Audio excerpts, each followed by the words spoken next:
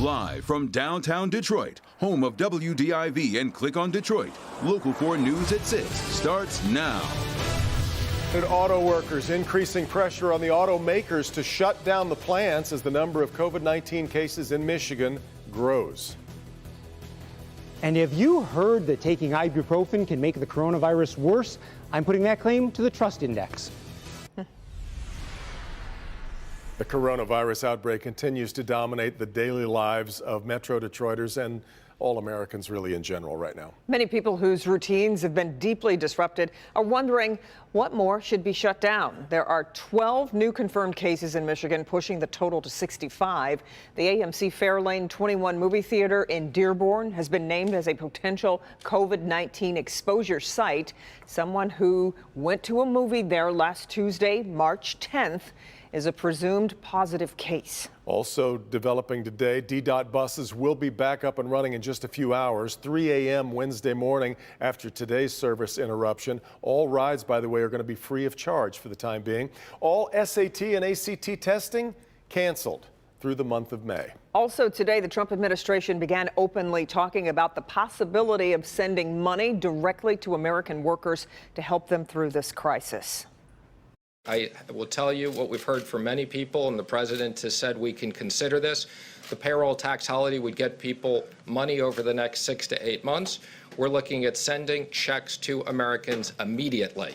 And what we've heard from hardworking Americans, many companies have now shut down, whether it's bars or restaurants. Americans need cash now, and the president wants to get cash now. And I mean now, in the next 2 weeks. We'll see how that develops. For those who can't head out to the stores, shopping online has been essential, but there are big changes now for Amazon shoppers. The company making a move to not only protect consumers, but to also make sure they have the essentials to get you through the coronavirus. Our consumer investigator, Hank Winchester, is live at Amazon. And Hank, what does this mean for those shopping online? And Kimberly, Devin, it could mean some big changes for those of you that are on the Amazon site regularly. Take a live look behind me. That's one of the big Amazon distribution sites not far from Detroit Metro Airport. But now important information for all of you before you shop. If you're a big Amazon shopper, you need to know about this big upcoming change. Amazon's Fulfillment by Amazon program, the FBA, will now start suspending shipments through April 5th. The tech giant prioritizing products needed for the coronavirus while also limiting third-party sellers and those who may be looking to profit, price gougers who've taken over the site. Let's look at toilet paper. Amazon doesn't even have any toilet paper to sell you, but I have several screenshots where they were trying to sell a 36-pack for $107, and it wasn't a third party. So Amazon got, in my humble opinion, probably got their wings clipped, and they started to look, well, wait a minute, these people are purporting to be our partners, and it's actually dragging us down. In a statement released today, Amazon saying we are temporarily prioritizing household staples, medical supplies, and other high-demand products coming into our fulfillment centers so that we can more quickly receive, restock, and ship these products to customers. Do we really need this? I'm not gonna, wallpaper my bathroom in toilet paper. Do you have enough stuff that's gonna carry you for 2 weeks? Most of us generally do. And if we do, don't go crazy and buy everything else out of the store. Back out here live. So here's what you need to remember. Purchases from a third-party seller, that's not illegal. You can still carry that on, but you are not going to be able to do it through Amazon directly. You're going to have to contact that third-party seller on your own. We're live here tonight in Romulus. Hank Winchester, help me, Hank. Now, Hank, this measure also helps with price gouging as well. And as we reported, we mentioned at 5, the state is already trying to crack down on a major retailer. Yeah, Devin, we're talking about Menards. The Attorney General going after that big chain of stores, saying that she's disappointed to learn that they were, upselling a mask throughout not only Metro Detroit, but also on the western side of the state. And the AG wants to hear about it. If you see something that seems out of line, make sure you get in touch with the Attorney General. Yeah. Back to you. Indeed. Okay. Hank, thanks. Well, we first reported yesterday on a positive case of COVID-19 at the All Seasons Senior Living Facility in West Bloomfield. Well, now there's a second confirmed case, especially concerning since the elderly, as we've said so often, are in the highest risk group. Victor Williams joins us now live with more, and you had a chance to speak with someone who's got a family member at that facility, Victor. Yeah, absolutely. So this place was already quarantined with nobody able to go in or out, but it was a devastating blow finding out that yet another person has been diagnosed with this virus. Obviously, we're very concerned. It's been a rough couple of days for Ed Kaltz and his mother Loretta, who lives at the All Seasons Living Facility. This is alarming that it's happened for the second time in 2 days.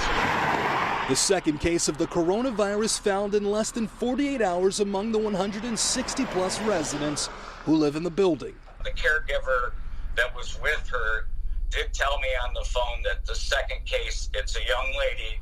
So now that means one woman and one man at All Seasons has been diagnosed. Thankfully, Ed's mother is doing fine. They were actually taking her temperature when I called. So I asked, what's her temperature? And thankfully it's 98.4, so Loretta's doing well. But the 92-year-old is now under quarantine along with the rest of the residents until further notice. I think the hardest part of this is that she can't leave her apartment. The second case of the coronavirus found in less than 48 hours among the 160 residents living in the building. And we're told that the staff here has been doing a great job, basically of keeping everyone inside comfortable. We just wanted to mention that per Ed, the person that we spoke to earlier. In the meantime, we are reporting live out here. Victor Williams, Local 4, back to you guys. All right, Victor, it has been a very busy day in the automotive industry when it comes to the coronavirus. There are now positive cases popping up in executive suites. Local 4 business editor Rod Maloney is live tonight with a look at that and the possibility the industry may be shuttering its plants in the days to come here. Rod. Yeah, Kimberly, in the last 5 minutes, the UAW and the Domestic 3 executives started a conference call, and they're going to be negotiating whether to shutter plants or perhaps even go for a staggered plant facilities to kind of reduce the risk with the UAW. UAW very angry, threatening a strike if need be. And in the meantime, there's concern about these cases that have popped up now in the engineering centers.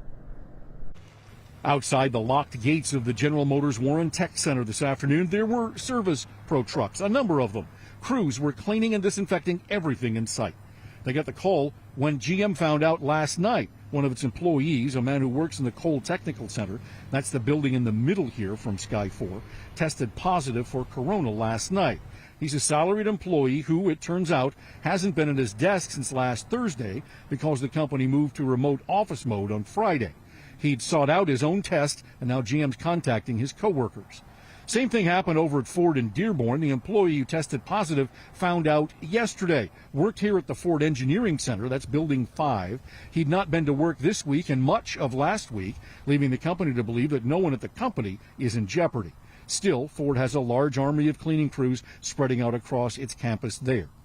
Meantime, we're still looking at the possibility of plant closures, and Prentice Gardner of UAW Local 140 in Warren says it's been unnerving inside the plant with hundreds of people in close proximity to construction workers getting the plant ready for a model changeover. Do you think you should be in here working right now? No. Why? Well, because of all what's going on. It's everyone's got anxiety sky high, worried. I don't know if have you been tested? No. Neither have I, so we better step back. Now, he's being humorous there, but he is serious in that there is this notion in the plants that this is just not working out. There are too many people in too close a confined area. They're entering and leaving the plants together in large groups. They just think something needs to change. And so we're going to wait and see what gets negotiated on this conference call. Reporting live in Dearborn at the Ford Assembly Plant, Rod Maloney, Local 4. Definitely understand his sentiments. Okay, Rod, thanks. We have been every day trying to sort through information and misinformation and outright disinformation that's been going around on the coronavirus. Several viewers asked us to find out if one claim in particular was true. Dr. Frank McGeorge is here with the Trust Index for ibuprofen and coronavirus. Yeah, Kim and Devin. So here's the deal. The concern is whether ibuprofen, the fever medication, Motrin or Advil basically, can worsen coronavirus. And the original statement appears to have come from France's health minister this past weekend. Now, it has since been reported widely that ibuprofen is now dangerous with COVID-19. Here's the deal. There is absolutely no actual research or data to suggest that ibuprofen is dangerous with COVID-19. However, in other diseases, ibuprofen is not completely harmless. For example, there is in fact a growing body of evidence that non-steroidal anti-inflammatories might increase the risk of stroke or heart attack. Ibuprofen has been linked to a rare infection in children with chickenpox, and there is even a study from the Journal of Infectious Diseases that NSAID use like ibuprofen in patients with respiratory infections was associated with a higher rate of heart attack. So for now, I am going to give this a be careful on the Trust Index. In the absence of firm data, it's premature to say ibuprofen is harmful, but especially in older people, if there is a concern, just take acetaminophen or Tylenol for your fever. Fights your fever in a different way. Exactly, completely different mechanism of action. Yeah. Really interesting. All right, Doc. Thanks.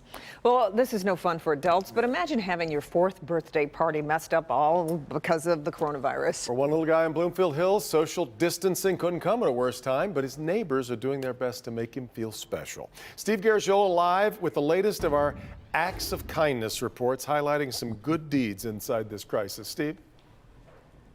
You know, Devin and Kimberly, there is no question. A lot of the news we hear every day is scary. Everybody is unsettled. So we're trying to find some reasons to smile as well. We're learning how to do a lot of new things in different ways. And today I learned a new one, how to say happy birthday. So, which one is the birthday boy? This is Aiden. You don't know Aiden. I don't either. But today he turns 4 years old. It's a social distancing kind of birthday at this house. Definitely unexpected, not what we were planning, but you know, we've made do, and we woke up early this morning and the first thing we had is cake for breakfast. These are Aiden's best friends. They live just down the street. Since Aiden can't have a typical birthday party today, they and their dad put up this sign which caught our eye. So since we can't have a big party, we thought we'd do something special and put something in his yard so everyone can celebrate. We've heard some honkers going by. Absolutely. Honk for the birthday boy. For Aiden, this is probably not as cool as having a house full of friends for a birthday party. But celebrating with all of Metro Detroit is pretty good. He's been actually loving having the 4 of us home together, and again, lots of people driving by and helping add that extra special touch for his birthday. Well, happy birthday, Aiden.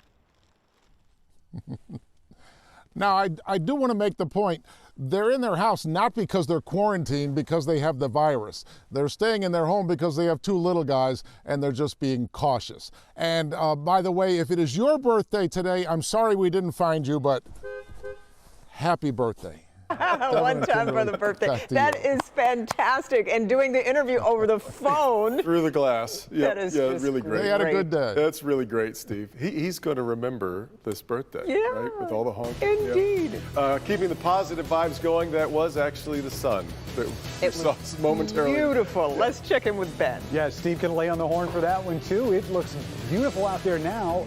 Probably not tomorrow. We'll see what else is coming with the start of spring on Thursday. Just a few minutes. We've been talking about people coping with these huge changes in schools. What about the seniors coping with the potential loss of their last school year? Are they even going to graduate with their friends?